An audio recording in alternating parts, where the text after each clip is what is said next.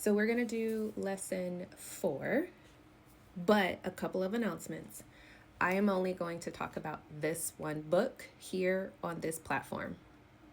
If you would like to learn more, if you want to enroll in my course or get on my email list where I am going to talk about more than just this book, you can go to my main page, click, and find all the information there. I will also have courses. There is my YouTube. All the icons and all the things are there available for you.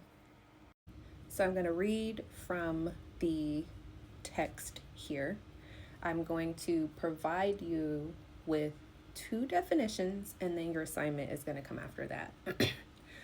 As a therapist will tell you, healing involves discomfort, but so does refusing to heal. And over time, refusing to heal is always more painful. In my therapy office, I tell clients there are 2 kinds of pain: clean pain and dirty pain. Clean pain is a pain that mends and can build your capacity for growth.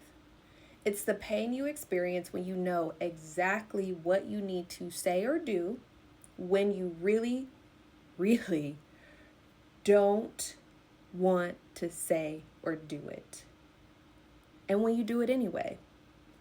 It's also the pain you experience when you have no idea what to do, when you're scared or worried about what might happen, and when you step forward into the unknown anyway with honesty and vulnerability. So this kind of reminds me of that phrase, if you're scared, do it anyway. It's kind of, that's what it reminds me of, but to me it's a little bit different. So let's keep reading. Experiencing clean pain enables us to engage in our integrity and tap into our body's inherent resilience and coherence in a way that dirty pain does not. Paradoxically, only by walking in our pain or discomfort, experiencing it, moving through it, and metabolizing it, can we grow. It's how the human body works. I had to stop for a minute because that was... Oof. Clean pain hurts like hell, but it enables our bodies to grow through our difficulties, develop nuanced skills, and mend our trauma. In this process, the body metabolizes clean pain. The body can then settle. More room for growth is created in its nervous system, and the self becomes freer and more capable because it now has access to energy that was previously protected, bound, and constricted. When this happens, people's lives often improve in other ways as well. Now, I want you to reflect on this. Think about a time in your life where you walked through clean pain. And then I want you to put that in the comments. We're going to do the same thing for dirty pain, because dirty pain, here's something very, very important that I want to call out here. And if you, let me just read it.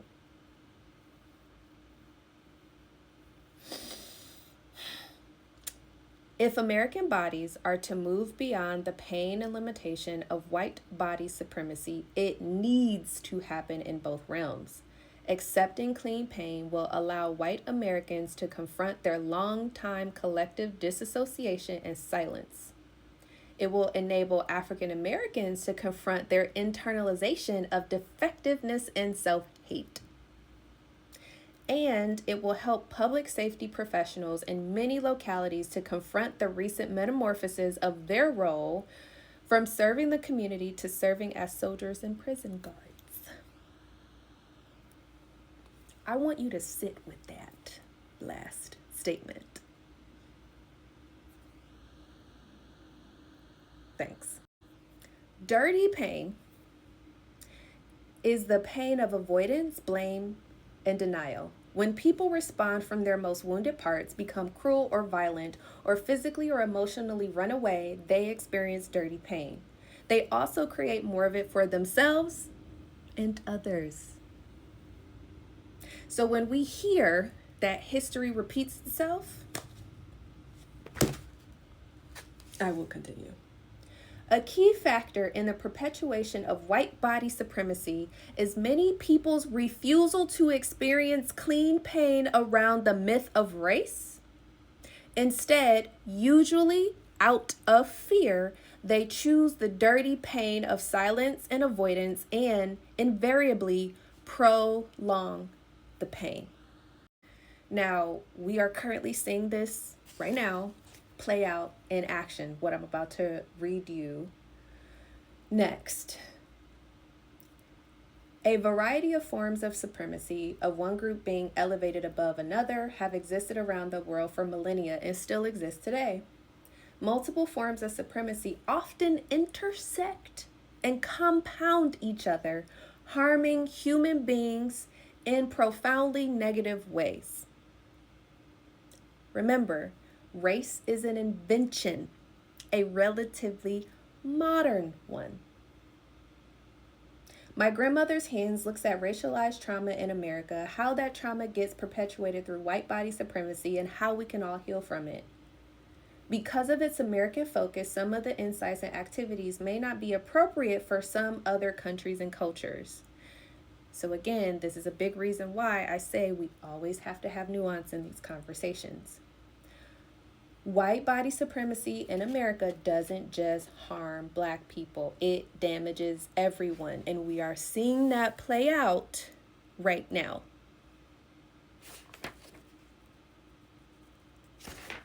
Historically, it has also been especially brutal towards Native Americans and also Latino Americans. As we'll see, while white body supremacy benefits white Americans in some way, it also does great harm to white bodies, hearts, and psyches. Now here's your assignment. I want you to also reflect and think about the times where you have experienced dirty pain. All of us have. All of us. So there is no pretending over here. I want you to, whatever mask that you currently have on going through this, we cannot move forward if you are not willing to do that work and sit in that discomfort, regardless of who you are. We all have had these moments where we have been in community or been around another human being and we have caused harm.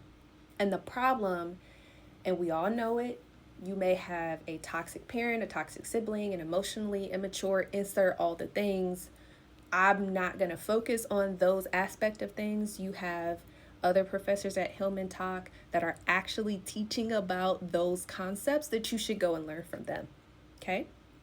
But here, I want you to personally reflect on those things. And just as I told you to go and look up data and information, that connects here because now you will be able to see the historical context over time of how this pain and this trauma has been consistently perpetuated over time. I wanted you to walk through that exercise of looking at research articles, especially you can look at them in the past 5 years, but I also want you to look at them from a longer time span, because the problem that I often have with a lot of people in this space, they like to say, oh, this is terrible, we're going to do this. And I'm like, we not new to this, we true to this. There have been examples time and time and time again that talks about structural determinants of health, that talks about health inequities, that talks about food deserts and all the things. But for some odd reason, you hear health and wellness influencers, especially, and people that just don't know, perpetuate this idea that if you're not healthy, it's your fault, when there are multiple systems in place that have pushed people from the ability to access said services. Again, you have other professors in Hillman Talk explaining this. So I need you to take some time, reflect on when you've experienced clean pain, reflect on when you've experienced dirty pain, and now you can tie why I told you to do research and reflect on this example. So see you next lecture.